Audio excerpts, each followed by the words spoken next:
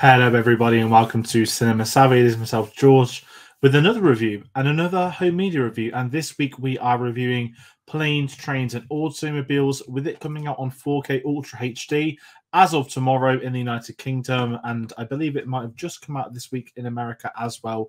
Of course, with it being Thanksgiving and it being a Thanksgiving film. That is the purpose of today's review. I'm going to be discussing the film, having seen it for the first time. Going to be talking about the 4K transfer, the sound quality, the packaging, and then some quick thoughts on the film as well before we head out. So it's the third of these home media reviews. We're still new to this, and it is something we're going to be continuing with on the channel after having a really good discussion with the Tate earlier this week about it.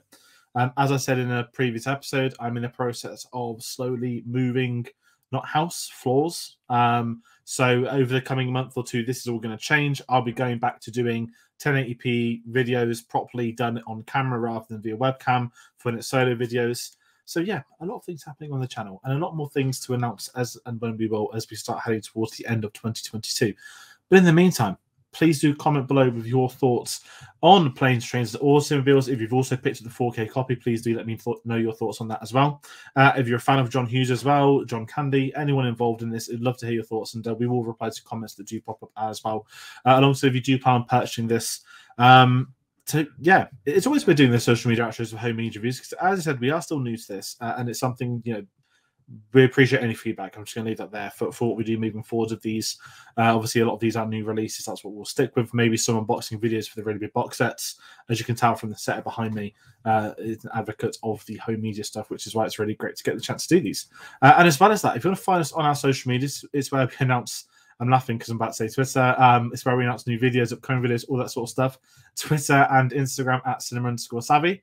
I guess maybe it's important to start advertising the stuff as well as Twitter, like properly, because we do use Twitter the most, and maybe it won't exist in a week's time. Who knows? But Instagram at cinema_savvy, Facebook and letterboxd.com/cinemasavvy for both of those, and you can get a link to the description where you can go to Redbubble, pick up any merch if you do fancy it. It does help support the channel. But yeah, sorry, I keep laughing at Twitter. On our Twitter page, we of course did the tweet the other day, but we don't know how things are going to go on that social media site. I really hope it stays. It's invaluable to us, making collaborations, finding new followers, discussing it with people. It's a really good app, and I hope nothing does change. So if whatever happens, I do genuinely suggest getting some other social medias because I'm not quite sure what I'm going to do if it goes. But moving aside from Twitter drama, let's talk Planes, Trains, and Automobiles. And I'm going to begin with my background on the film. So I'd never seen this film before. I'd heard of it. It's a film that many people have spoken to me about before. I knew it was a John Hughes film. And John Hughes, the director, I've only seen a handful of films of his, which always really surprised me. I know Charlie that jumps on the channel is a massive fan of his. But I was quite excited to tick one off. And the chance came for this with the brand new 4K release. I'm just going to put it to the screen here as well for you all. As I said, new remaster coming out on the Blu-ray. It's also got a load of special features, which I'll go over in a little bit of time, including the big selling point of over an hour of never before seen deleted / extended scenes, which is always an asterisk when we get those advertised. And I might need you in the comments to help me answer that question, because as I said, I'm very new to this film. So, as I said, I can't fault the packaging. It's a Blu-ray disc. I know it's a comedy. There is a steelbook available somewhere else as well, but this is the copy we've been given. And as always, grateful to review these. And I hope you enjoy it at home as well. I hope you enjoy this video. And as I said, we are new to home media reviews. This will, I promise you, this will all look better in January when we have a new setup. I can't wait to show you what the plans are for the room. There'll be still some stuff like this behind me, but it's going to be very different and done very differently as well. But enough talking about rooms, because I seem to do that quite a lot recently. I'm going to give my thoughts on the film, because as I said, I hadn't seen this before, and I'm going to be blunt. I've not seen many John Candy films. I've seen a fair few Steve Martin things, and obviously I actually need to watch the new TV series everyone's been going on about with a minute. But I was quite alien to John Candy's work, and I absolutely loved the film. If I'm just going to give my thoughts very quickly, this is more of a review on the home media than the actual film itself, but I think this is a very special review for me to make this disclaimer. This is the first time I'm probably going to be criticizing a transfer, a disc. So it's lovely to talk about what I loved about the film, because the film itself, I understand the term classic is thrown around a lot, but this is genuinely one. And I just had an absolute blast watching it. It had a perfect runtime. It had the perfect cast. Those sort of buddy, I mean, it's not buddy cop, but when you get the two polar opposites come together, they are some of my favorite sort of subgenres of comedy. And I think it's something that is quite rare to get done at such a pristine level. And Steve Martin and John Candy just absolutely perfected this film together. I know that John Hughes directing it is, of course, important in that, and writing the film too, but there was something about this which felt so natural and felt so real, and I was absolutely, sort of, again, blown away with it. Comedies are really tough to go to when everyone puts them in such high esteem, and I think that's where I kind of not struggled going in, but I'm always wary of comedies. When everyone tells you this is one of the best comedies ever, you set unbelievable expectations. But I genuinely think this is one that delivered on that. It's a film I will probably see again. It's a film I know a lot of people enjoyed. Ray 007 sent a tweet saying it's one of the best ones they've ever seen. A lot of people commenting it as well. Dave, of course. Charlie spoke to me about it after. So I love the fact that this has a very big audience. And I know this is a Thanksgiving film, and I know it's Thanksgiving week. They couldn't have got the timing better for the release. And I'd imagine this is tradition in maybe a lot of American households to watch a film like this on Thanksgiving, as it is not something we celebrate here in the UK. I'm sure Americans based here do. It's a holiday I'm very alien to. I know it because of films, because of TV shows. I've never met a person that celebrates it in this country. So for anyone that this is a really big thing for, maybe just comment as well. I'd be really curious to know your thoughts on this, because I do appreciate how big Thanksgiving is.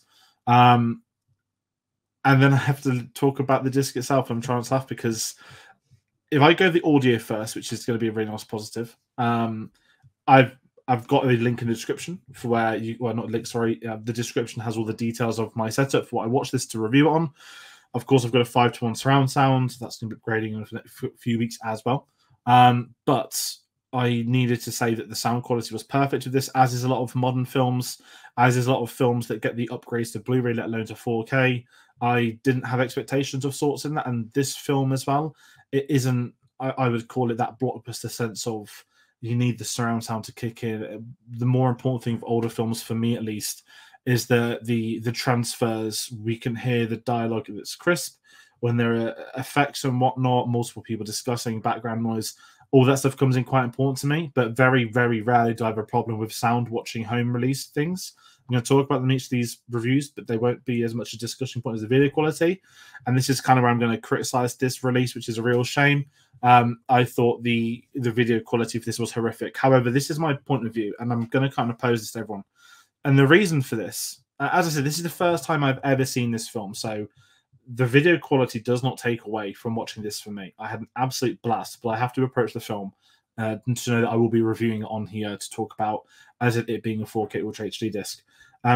Now, maybe I've been lucky that the other two we've done is The War of the Worlds and Top Gun Maverick.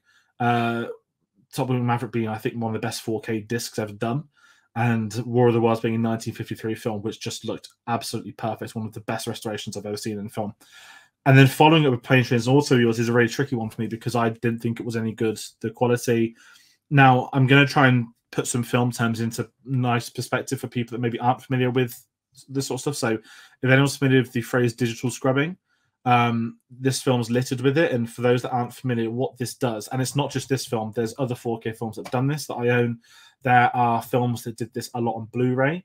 When you look at the transition, you look at the faces, certainly on close-ups, it looks, if anyone's used the app Remini to restore old photos, it looks like that for 2 hours, where they're so focused on removing the grain from the negatives of the film, because of course this wasn't digital like anything else pre Attack of the Clones. It's a weird trend that I understand, and the reason I understand it is because I feel the audience is got a direct line down the middle. You've got people that want the experience from when they're younger. They don't want grain. They want this perfect thing, like it was shot today, like it was shot in 4K today, like this happened now, where everything has to look perfect. And that is completely understandable. And then you have another side of an audience who enjoy the the 8mm prints or the negatives, where there might be a bit of grain on it, there might be a bit of dirtiness on the actual reel, if you can understand that process. Even when you're at places like the Prince Charles Cinema, which show old film, and you get the blemishes in the corners, it really makes the experience. And then when you're doing this on home media, you've got to get it right. You've got to get a fine line of how can you accommodate to both of these, because you don't want to digitally massacre a film, because this was made in the 1980s. It was not made in the 2020s. And this is where I kind of struggle, that the transfer for me was very disappointing. Now, the big thing here is I don't have a history with this film until this week. And I've done a bit of reading online. I saw that the Blu-ray release had these same criticisms, that the digital scrubbing on the film took a lot of people out of it. And I think that's a phase that's fair to use for me, because there are certainly some close-ups where it looks a bit uncanny valley, especially on Steve Martin's face. When you've got mid shots, long shots, anything else, it looks absolutely fine. But sometimes when you had the extreme close-ups, it just looks very strange on the screen. And it's really disappointing for me of that perspective. And again, I've not seen the film before. No, I know that people talk famously, of course, about Star Wars special editions and whatnot. But it is important for films to both be preserved and to both be remastered. The Godfather 4K is one of the best 4Ks out there in terms of older films. The Star Wars films you can see behind me as well over there have done the same. And it's really interesting that this is one of the big ones I've come across that it just didn't look right. And it's kind of disappointing in that sense. Again, I don't like to bash on films on it because it didn't affect how I enjoyed the film. It just affected my experience watching it for the first time. And I think a big thing with the experiences I've spoken before, whether it's home media, whether it's online, whether it's, on a train with Netflix, whether it's in a cinema and IMAX, the experience of watching the film to me is the most important experience. And that depends on the company you're with as well, all that sort of stuff. And for me, just slightly disappointed by the video quality. And I hope that, people that are going to upgrade from Blu-ray to 4K, I don't have a Blu-ray copy to compare it to. But based off what I've read, it seems like they did the same process for the Blu-ray. So I very much doubt it's worth upgrading to 4K. However, if you don't own this on Blu-ray, maybe have it on DVD, maybe have it on VHS if you're that far back. Maybe it's one that, you want to put the money into a film you enjoyed, then it is definitely worth doing that. And one thing I want to speak about as well is the special features. So we've got two discs for this. We've got the 4K disc, which is, of course, what the main film comes on. No Blu-ray copy to watch as well. I know that there's less films doing that now. Like what happened to Blu-ray/DVD, they're slowly moving towards just getting the disc of what you're paying for, which is also understandable. The special features I really enjoyed, and which is a shame as my first time viewing it, the special features I enjoyed the most were actually on the 4K disc, and they have nicknamed these the legacy features, which I thought was very strange. And these, I'm guessing, are ones that existed on the Blu-ray. There's a great 20-minute press conference where before the film came out, which was really cool to see. It was cool to see a film like press conferences from back then, because it's not something we get in modern time. And I enjoyed seeing that. You got the cast talking about the film: John Hughes, John Candy, Steve Martin. And then we've got some of the actors and actresses involved, some of the casting process, the writing process. It was a really interesting deep dive. And then we also had a second feature on John Hughes and how he approaches the films, which is completely understandable. An actor I've not seen too much from, but it was very much focused on planes, trains, and automobiles, rather than talking about some of his other films that he's done. And then we had, I guess, the selling point, which is the second disc, the over an hour of never before saw deleted and extended scenes. And I'm very sorry to say that this is something that probably isn't made for me, because I hadn't seen this film before.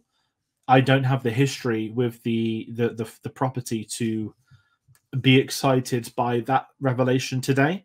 And especially more often than not, is deleted scenes are, of course, deleted scenes. Now, a massive fan of planes, trains, and automobiles is going to probably enjoy that. A massive fan of John Hughes is going to enjoy that. John Candy, Steve Martin, all the great people involved in this production. And I'm with them on that. And I'm the same. When they've done that for Star Wars films, I've been on there. I've been checking the deleted scenes. I've been looking at the special features. And for me to give my thoughts on the special features as someone so new to it, I don't think I've earned that criticism or appraisal of it. I would say that this is genuinely the selling point. If you're a massive fan of this film, and I'm talking genuinely, this is one of your favorite films, this is probably only going to be beneficial for you rather than anyone else. And this is where I'm going to kind of end these home media reviews with the recommendations. I spoke about them a brief while ago, but if I'm going to recommend this film, this 4K remaster of Planes, Trains, and Automobiles, with good conscience, I can only tell you to get it if, as I said, you don't have it on Blu-ray already. If you do have it on Blu-ray, I don't think this is worth it. If you have it on Blu-ray and this is your favorite film of all time, then yes, you probably don't need my convincing to do that. But what you will need is to check those deleted scenes out. And again, it's understandable. It's going to be different for every person experiencing it. It's different for myself.